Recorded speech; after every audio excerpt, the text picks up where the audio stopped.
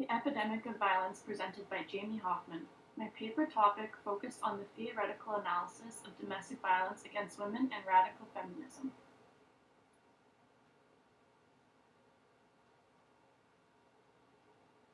To begin, what is violence? Well, I'm sure you're all aware by now, but the academic definition of violence includes behavior involving physical force intended to hurt, damage, or kill someone or something. The picture on the screen represents the spiral of violence, and I ask you to study the picture for a few seconds before I switch slides. Violence can happen to anybody. Globally, more than 1 in 3 women report having experienced physical and sexual partner violence or sexual violence by a non-partner in their lifetime, according to the World Health Organization. Violence against women is a public health problem of epidemic proportions. Additionally, domestic violence is classified as violent or aggressive behavior within the home, typically involving abuse by a partner.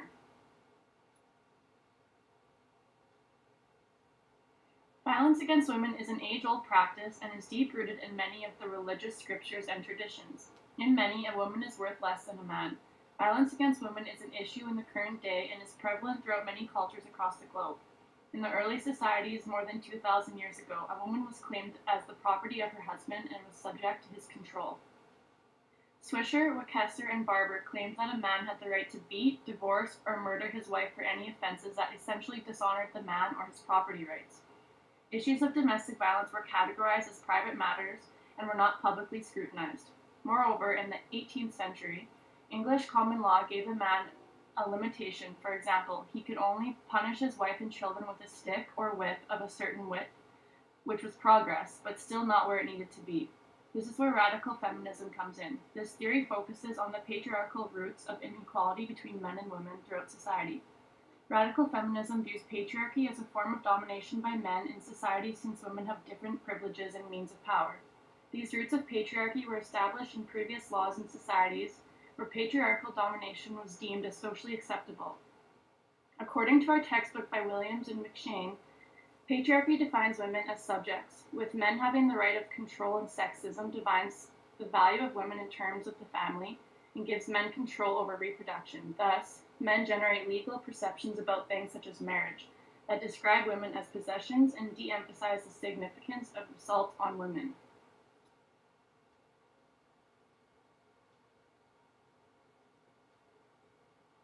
When speaking of gender roles, the stereotypical gender-based roles are often expected, which stem from the historically assigned gender roles that continually influence society. Women were originally thought as the fragile partner who did not need an education. Their jobs included taking care of the home, the children, and being loyal to her husband, even if he was to treat her like absolute garbage after a long day's work. Men originally were thought as the strong, manly, and hardworking partner. These roles are problematic today because a woman is just as capable as a man when it comes to anything. Staying at home and compromising personal happiness to make your partner happy is unnecessary and isolating. As well, historically, women were known to be socioeconomically reliant on the male in the household due to these constructed gender roles. Gender roles continue to be assigned today, and it is problematic since women continue to be treated secondary to men. The historical stigma has everlasting effects on women and their capabilities, and women continue to earn less than men while doing the same job, representing yet another patriarchal matter. As well, childcare costs in the 21st century continue to rise. How is a woman who is a victim of domestic violence bound to get ahead?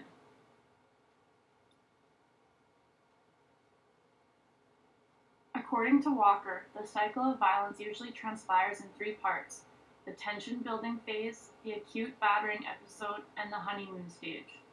The first stage is where tension is caused by common issues that come with children, jobs, and everyday life. This stage becomes the platform of where the verbal abuse begins to occur. The victim then reacts to the situation by giving in to the abuser or pleasing them in attempts to make the situation better. The next stage is where the tension peaks and the physical violence begins. The initiation of this episode is described as unpredictable and out of the victim's control. In some cases, the attempts of the victim trying to make the situation better in the first stage unconsciously provokes the abuser. Finally comes the final stage, where the perpetrator is ashamed of their behavior, expresses remorse, and genuinely attempts to convince the partner that the abuse will not happen again. The loving behavior strengthens the previously wounded bond between the partners and the abuser. The probably convince the victim, once again, that leaving the relationship is not necessary. In some cases, the abuser may try to rationalize their behavior and blame it on the victim.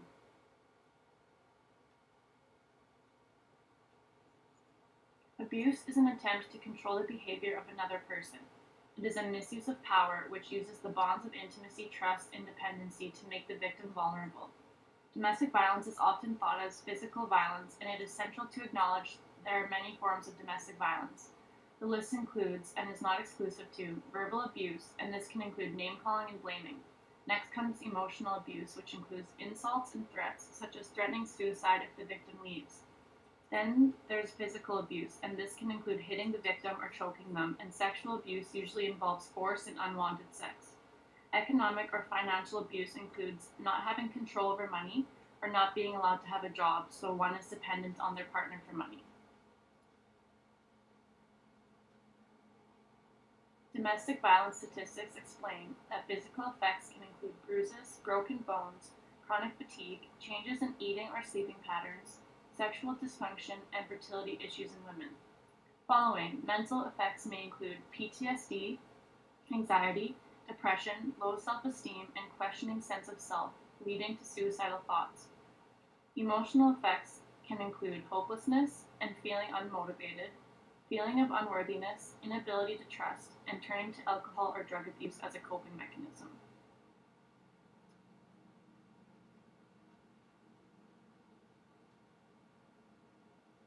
Not only does this trauma affect women, but it affects children and the structures within society.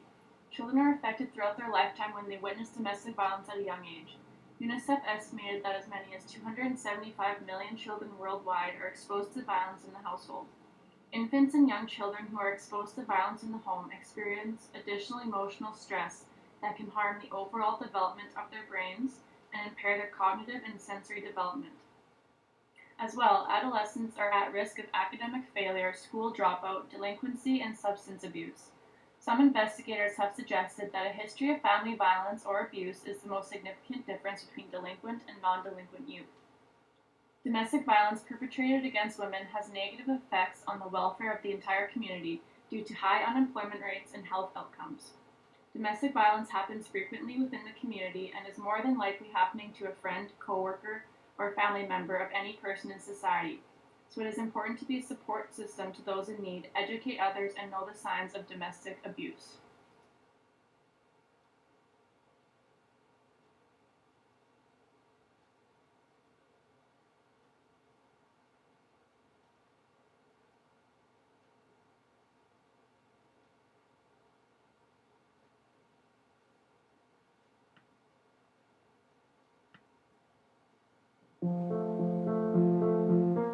A child who lives with domestic violence lives in darkness.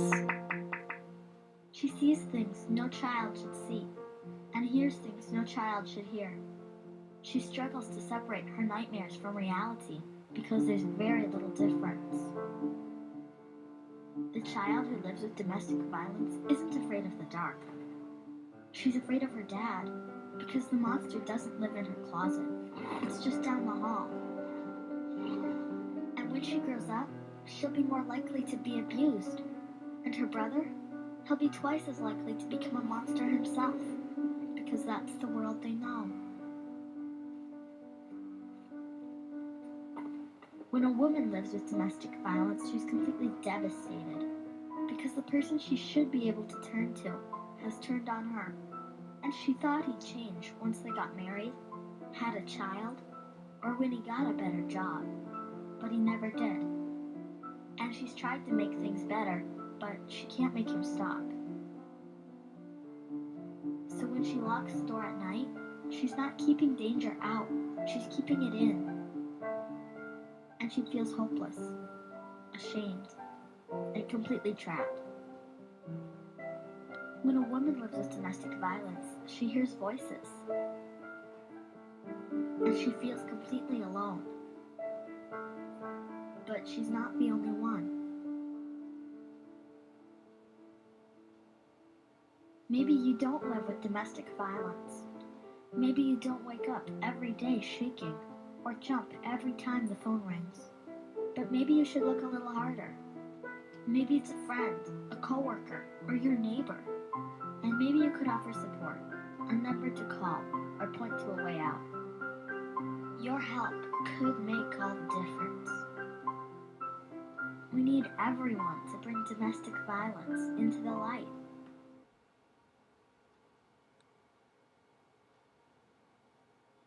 According to Williams and McShane, radical feminism deals with the way in which the capitalist economic system fosters crime. The cost of violence against women within the criminal justice system in Canada alone is $684 million per year, not considering the cost of counseling and other therapies. These cases that enter the system provide jobs to those that work within the legal system. The patriarchal capitalist society is thriving off violence against women as it is within their best interests. The criminal justice system is primarily male-dominated, and this too becomes problematic when domestic violence against women cases are to be dealt with.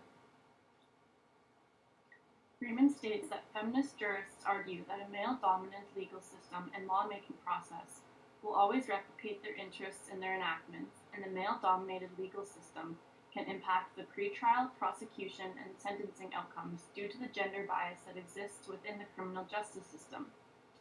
Smithen explains, it is often seen that partners who are criminally charged with assaulting their spouses regularly avoid criminal prosecution, and the perpetrators of domestic violence are regularly offered the option of resolving their criminal cases with diversion.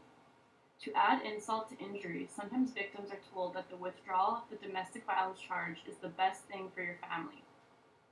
From a criminal law perspective, it is as though the offenses never took place. If a woman reports being abused by her husband, and the case is not taken seriously, it sets a standard for the rest of the women who are being abused behind closed doors. As well, when a woman is economically reliant on her spouse, as per the standards society has set, it is hard to find the funds for a lawyer and all the extra costs that exist alongside separation or divorce. There is no incentive for women who come forward to not be taken seriously by the criminal justice system, as it often aggravates the spouse to the next level. The criminal justice system is not fulfilling their duties as they are expected to protect individuals within society. The way that the criminal justice system deals with domestic violence is a sole indication of why women suffer in silence and essentially do not bring it to the public's attention. Domestic violence is a public issue.